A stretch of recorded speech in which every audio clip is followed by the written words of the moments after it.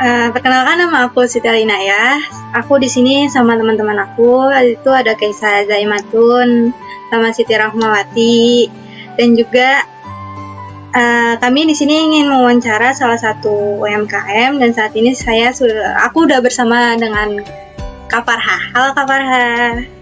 Halo Kak Alin. Makasih banyak ya udah mau menyempatkan waktunya dan juga mau untuk diwawancara nih pada hari ini. Ya. Langsung aja ke pertanyaan aja ya Kak. Nah, jadi yang pertanyaan pertama itu, apa sih nama usaha yang Kakak sedang jalankan sekarang? Untuk usaha yang sekarang aku jalanin itu aku bergabung sebagai dropship di Hanesako, yaitu usaha yang memasarkan aksesoris manik-manik kayak gelang, cincin, sama kalung. Terus ada gantungan juga. Kira-kira aku boleh lihat gambarnya nggak Kak? Contoh-contohnya gitu Kak, contoh gelangnya dan lain sebagainya itu bagaimana? Boleh aku izin share screen dulu ya Kak? Silakan Kak.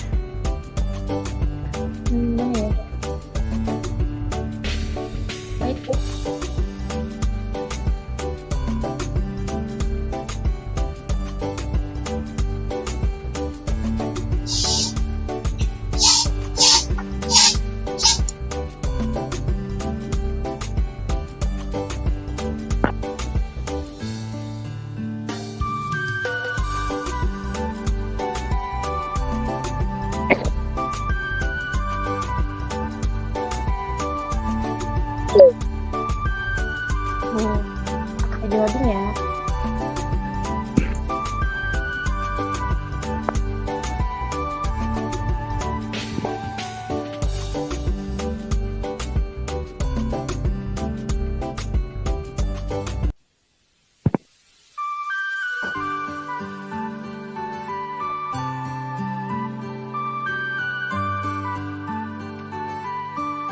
Ini desainnya belum disimpan, jadi masih di link file-nya, belum bisa ke-download dulu. Ya Kak, nggak apa-apa, kita tunggu. Terima kasih. Udah mulai kelihatan belum?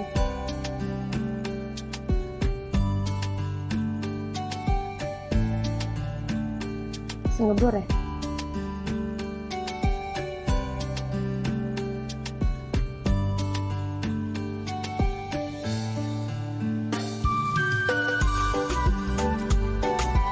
Nih, kayak gini. Udah ada gambarnya belum? Sudah Kak, sudah. Cincin nih, satunya dari harga 5.000 sampai 10.000 ya. Dari tingkat kesulitan sama keindahannya, keestetikannya istilahnya. Biasanya aksesoris itu suka dipakai sama idol-idol Korea kalau lagi manggung. Terus ada ini ukuran sama list harganya, contohnya, nama-nama produknya.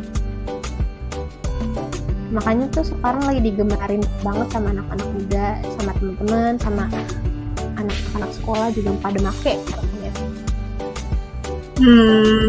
Gitu ya Kak. Jelas belum? Jelas kok Kak, jelas banget. Oke Kak, ini mau ditutup aja share screen-nya atau mau lanjut ke pertanyaan? Tutup aja ya, karena emang nge-lag. Oh iya Kak, boleh. Tapi udah jelas kan? Jelas kok, jelas. Oke.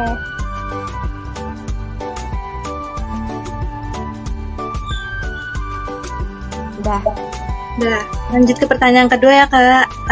Kalau boleh tahu, kapan sih usaha ini tuh berdiri Kak? Lalu alasan Kakak untuk ikut membuka usaha salah satu UMKM ini tuh apa? Udah kapan ya? Karena aku bukan pendirinya, aku tuh mulai bergabung di Hanesako ini tanggal 15 Juni tahun 2023, baru 1 tahun ya, jadi belum lama. Terus aku join karena ini lagi digemarin sama teman-teman aku, sama anak sekolah juga. Dan selain itu, selain pasarnya luas, aksesoris manik-manik tuh gampang dan emang keindahan yang sederhana gitu loh. Perhiasan nggak perlu mahal, tapi kayak ada yang murah, itu aksesoris manik gitu. Oke. Oke Kak, pertanyaan aku sih cukup segitu aja. Cuman kayaknya teman-teman aku ada yang mau nanya deh. Ya, silakan.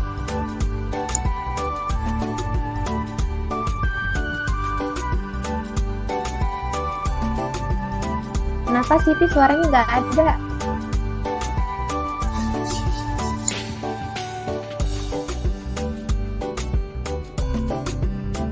Nggak ada suaranya, maaf ya. Kalau kayaknya suaranya belum dibuka ya? Ya, maaf ya. Iya. Ya, selanjutnya aku mau nanya. Kan tentang aksesoris yang tadi. Aku mau nanya nih, modalnya. Berapa sih modalnya yang dikeluarin usaha ini, Kak? Kalau modalnya itu dari seller utamanya ya, dia tuh ngasih paket buat para dropship atau sellernya gitu, dari yang 35.000 sampai 120.000. Nah, dari harga paketan itu nanti bisa dapet lusinan gelang atau kalung atau gelang yang buat di stok sama dropshipnya. Nah, aku biasanya ngambil yang 50.000 gitu. Itu udah dapat kalung, cincin sama gelang lusin. Emang gimana sih prosesnya? Apakah memudahkan usaha ini, memberikan keuntungan yang banyak untuk kakak? Apa emang hobi? Apa lagi tren aja? Emang kayaknya lagi pengen nyari kegiatan aja sih. Terus ini tuh momen dan kesempatan ya untuk membangun salah satu UMKM bagi para anak muda katanya. Jadi aku diajak, ya aku ikut dong. Terus kalau diukur dari banyak keuntungan atau enggak, keuntungannya tuh cukup buat nambah di kebutuhan aku untuk ditabung juga selama seminggu. Buat nutupin modal awalnya juga ya Kak ya? Ya, untuk modal lebih awal juga. Lumayan kalau untuk usaha sampingan kecil-kecilan. Buat remaja kita nih yang kayak mahasiswa gitu loh, yang ada tugas kuliah juga. Itu aja sih yang aku mau tanyain. Selanjutnya temen aku lagi yang bakalan nanya. Ya, terima kasih Siti. Kak, aku mau tanya dong, kalau misalkan gimana sih cara menjaga hubungan baik sama pelanggan kalau misalkan dalam berbisnis? Kalau yang dari aku alamin ya, dari yang aku jalanin tuh standar operasional dari usaha ini tuh memberikan pelayanan sebaiknya kepada pelanggan. Kayak kita harus menjawab dengan ramah setiap pertanyaan dari pelanggan, walaupun pertanyaannya tuh banyak, tapi kayak tetap harus kita ladenin dengan keramahan dan sopan santun agar pelanggan tuh merasa nyaman, gak merasa kayak jadinya komunikasinya tuh ada dua arah gitu loh, gak berlawanan, saling komunikasi. Terus selain itu kalau kita punya rezeki lebih atau gimana, dari pelanggan setia nih kadang dikasih freebies atau free gift gitu, kayak misalkan stiker dari setiap pembelian mereka, stiker atau munculan gitu. Ramah mungkin ya menjadi standar operasional gimana menjaga hubungan. Jadi pelanggannya tuh kayak wah pelayannya ramah, wah merasa nyaman untuk menghadapi sellernya gitu. Terus kalau misalkan untuk tips dan saran yang buat orang yang mau mulai usaha, kira-kira apa ya Kak? Ada nggak? Kalau tips dari aku sih tuh bikin brand yang menggambarkan kalau ini usaha kamu si paling beda di antara lain, tapi jangan amati tiru modifikasi alias jiplak, tapi produksi original alias asli dari inspirasi kamu melalui pengamatan atau pengalaman. Terus tetapkan modal dan harga jual, cari bahan-bahan yang berkualitas tapi juga ramah di kantong agar produk jual tidak langsung mematok harga tinggi. Terus buat kamu buat pasar seluas mungkin, offline atau offline, gunain sosial media dan relasi yang kamu punya. Selain itu tentunya kita promosi dong, bikin iklan atau konten yang seinformatif mungkin, harus menarik juga, dan tentunya harus ada keterangan jelas gimana calon pembeli, gimana menarik calon pembeli nih. Misalnya keterangan sistem kayak pre-order atau ready, harganya, narah hubungnya, itu tuh yang penting. Selain itu, kalau saran dari aku tuh ya, kita harus konsisten dalam menjalankan rencana kita ini. Selain berjalan rencananya, tapi juga ada perkembangan dari tahap ke tahap. Terus kita harus bikin tujuan juga usahanya ini untuk apa, modal-modalnya gimana, keuntungannya bakal kita pakai untuk apa selain untuk modal kembali gitu. Terus bangun hubungan antara pembeli sama penjualnya dengan baik, jangan putus hubungan gitu. Kalau saran dari aku gitu ya, semoga bisa, semoga membantu. Makasih ya Kak. Oke, terima kasih banyak Kak Farha atas sudah menyampaikan beberapa jawaban yang sangat-sangat bagus gitu menurut aku. Juga menurut aku tuh juga sebagai motivasi untuk yang lainnya gitu. Bahwa tuh untuk memulai usaha itu gak harus dari yang modalnya besar gitu. Modal kecil pun sudah bisa berusaha gitu dan menguntungkan juga kan bagi kita. Oke Kak, untuk wawancara hari ini mungkin segitu aja ya Kak. Kami juga mau minta maaf kalau ada kurang dan lebihnya. Minta maaf juga ya kalau jawaban aku kurang gimana. Ya, sama-sama mengkoreksi diri aja ya Kak. Ya. Oke Kak, terima kasih banyak ya. Terima kasih Kak. Sampai jumpa.